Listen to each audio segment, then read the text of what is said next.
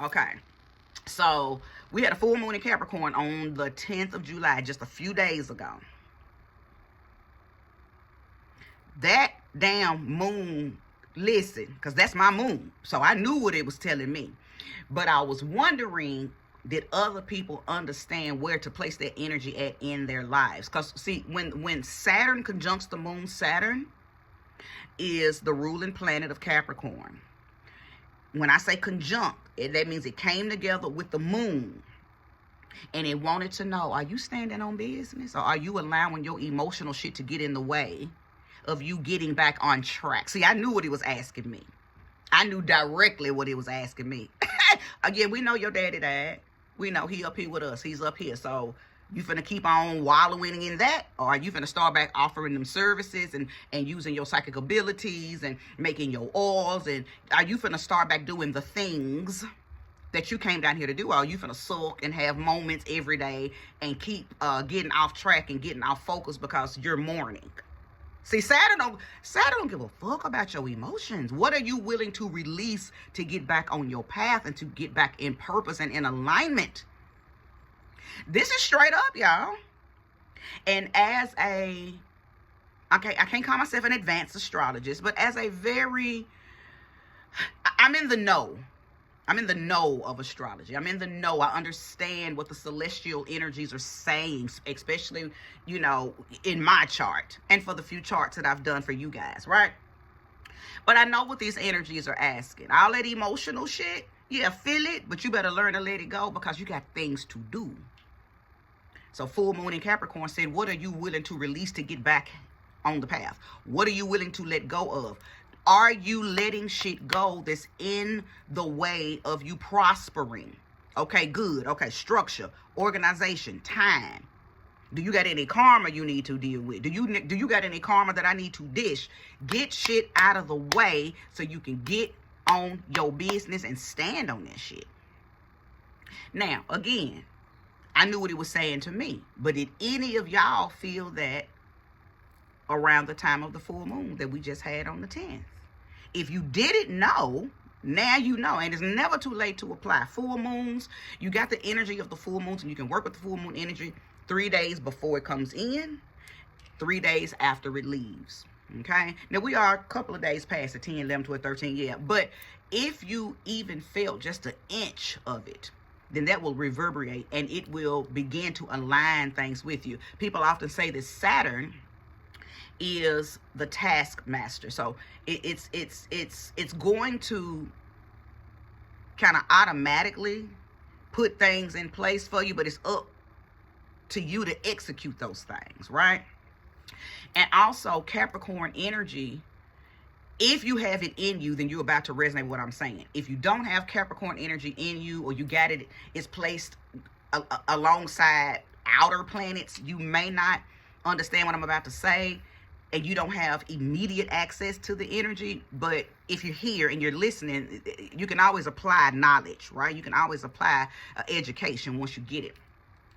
Capricorn energy has a beautiful trait, a beautiful tendency to separate itself. When it needs to get its mind clear, you will see Capricorn energy isolate. It will move away from the people, places, and things that it loves just to go get its mind right. Okay? You will see that goat climb. When you see the mountain goats climb that mountain, it's trying to get the fuck away from the crowd because it needs to regenerate. It needs to get up there and take a broad look. It needs perspective. Okay? So anytime we are in any event that is in Capricorn, whether it's a moon, whether it's the sun, whether it's a planet moving on into Capricorn, or the time of day, because each hour represents a time of day for the zodiac. But I ain't gonna get that deep. You know, y'all, that's work y'all can do, or you can book a consultation and I can give y'all the information you know for a fee. I don't do nothing for free, but except stuff like this when I'm guided to come on. But anytime Capricorn is amongst us, Capricorn energy is amongst us, it's telling you to go up that mountain and get back and take a broader look at what's going on around you. Okay, it needs you to have a panoramic view. You need to head on a swivel like old girl on The Exorcist. You need to be able to take a look at everything and make a calculated executive decision on what you need to do next.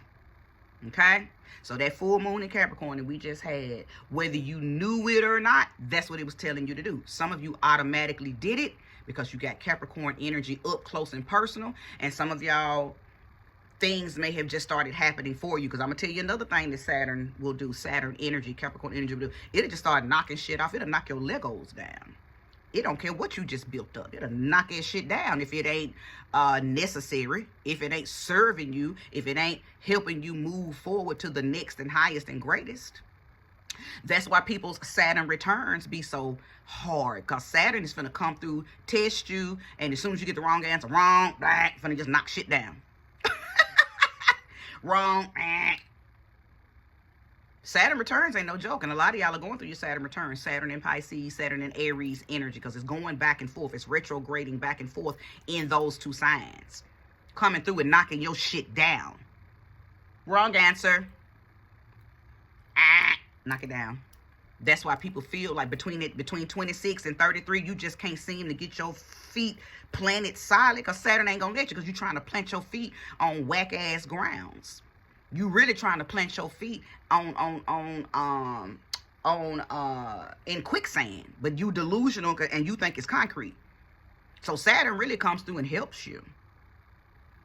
It does. And if you are aware of what sign it is when it's retrograding, or if you understand what sign it's in when it's your Saturn return, if you understand your Saturn return sign, then you will know what area of your life that it's going to come down and knock shit down in. Right? So learn your lessons, y'all. We're not here. I've often said we are not here just boo-boo the fools. We got so many different pamphlets and so many different doctrines and so much self-understanding, so much self-knowledge that was already in us, in our DNA. We are the supercomputers, y'all. But you got to know how to activate and cut your shit on. And you can't, every time something don't feel right, you can't always hit that Control Alt Delete and try to reset shit. Sometimes you got to sit with your shit and understand why it stinks. Sit with it. Now, once you get an understanding on why it stinks, then you can say, okay, reboot. But if you don't understand why the shit is stinking and you reboot, you ain't finna do nothing but reboot and some more shit to stink. Then now you finna have levels and levels and levels and levels and levels of shit. And then that's what causes people to run and get on drugs. They got too much shit that they gotta handle. They can't handle it. They ain't got the power, the confidence, the know-how, the enlightenment. So fuck it, I'm finna just crash the fuck out. That's what people be doing. Alcohol. Addictions come from you not handling your shit. Okay? So one more thing I want to talk about, totally off the subject of celestial energies, but I also been noticing for a while now that a lot of people talk about the old ways of the gods and the goddesses, the old way of the ancestors, the old way of deities, and all of that good stuff that I love, right? Because I'm with all of that. I'm into all of that. And I got an epiphany a couple of months back. And I didn't say anything. I didn't come on and talk about it because the epiphany was an unfolding epiphany. If y'all ever had an epiphany that just kept on updating itself, so every time you thought it was done, it brought in some new knowledge. Like all these light bulbs just kept going off. And what it has brought me to, and some more still may go off, but what I'm understanding that it is saying now, the old ways ain't working for these new days. The ancestors want to see what we getting ready to do new. See, they've already laid the foundation for the old ways. That's how we're here. That's why we know the stuff we know. Those of us that have awakened, we awakened to the old ways. We awakened to old knowledge, old enlightenment. But the ancestors, be it gods, goddesses, or your actual deceased loved ones, or your star system people, whatever you consider your ancestors, which is all of the above, but some of us work with certain sectors, but all of that are considered your ancestors, right? But they want to know what you finna create new. How can you reform the old and turn it into something new, leaving new legacies, leaving new breadcrumbs for the descendants? Okay? The ones that are going to come after us. That's what it's about. Now, there are some old things that, like the foundational part of some of the old things that should not be changed. But you can remix what you put on top of the foundation. Because see, the ancestors, they want to live through us vicariously and in a new way. What you doing new? Create a new thing. Okay? Create a new thing. Now, in my head, what I thought about that when I began to get these epiphanies is how I do my altars. Okay? And the things that I put on my altar. See, I don't follow the old school ways of doing altars. And I got plenty of altars. I've talked about all my altars in my home. But I follow what my gods and my goddesses and my ancestors tell me to put on their altars. And it might not look like nothing that some of the older people on YouTube or some of the ones that are in those spiritual traditions, so they're scared to step outside of what the tradition is. And by all means, I'm not telling anybody to not follow their tradition. If you are in a system initiated into a, you please follow whatever the dynamics of your spiritual system is. Follow that. I'm not initiated into a system. I am a sovereign spiritualist, okay? I know a little bit about a lot of stuff, and I have brought it all together and made my own. And I knew my ancestors love it. They show me every day the way they come through for me. They show me every day. They like, yes, I know that I am my ancestors' wildest dreams, because they had to follow systems. I am the system. I created a system, okay? So I just wanted to talk to you all about that. Those of you who are in spirituality, don't be afraid to venture out and add new, create new. Your ancestors want new. See, they can really only come back through new things. Do a new thing. Okay? They love that you are keeping their traditions alive. Okay? But that's them. They gonna always, you know, be in that. They want to be able to come through something new. They want to be able to show themselves in a new way. And that's done through us, the spiritualists of the 20th century. Are we in the 21st century? I don't know who really cares, because these days we don't know what century we in, because they done lied so bad about what year we in and all of that. But I'm just going to assume we are in the 20th or the 21st century. I don't know. But whatever century we're in, right?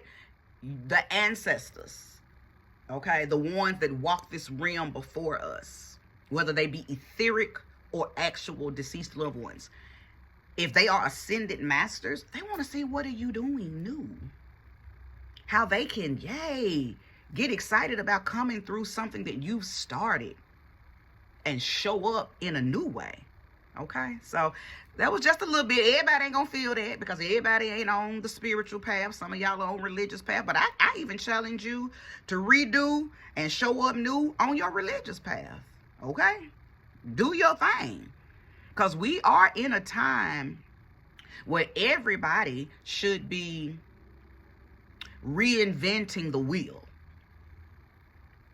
Everybody should be in their personal lives, in their spiritual lives, even in your career. That's one thing I love about this young generation. I don't like much about them, because they kind of off the chain. But I do respect their creativity and their willingness to just get out there and do some shit. I love that about them. They're just, and will believe in their Delulu, and their Delulu comes true. I love that about the youth. Now, there's some other stuff that I don't love, but it ain't for me to love, right? It ain't for me to love. That's them. That's their paths. And they are doing what their guides and ancestors or whatever they work with is telling them to do. So I ain't tripping on that, right? I ain't tripping on that.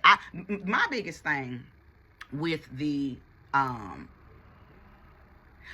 youth, and I'm not going to stay on this, because, you know, I'm sure the older people thought this same thing about my generation when we were the youth. But I just see how there is not a lot of respect and loyalty to the elders, the OGs. This generation don't really have a lot of respect for them, for us, right? They it's like they want to, you can't tell them nothing. They think they know everything, and they're ready to try to start doing shit that they ain't even put in the work to begin to do. And I know somebody might be saying, well, that's them, you know, reinventing the wheel. Nah. Some stuff you need to go on and crawl before you can walk. Okay. All right, y'all. Thanks for watching. You want to, you need a consultation? Message me.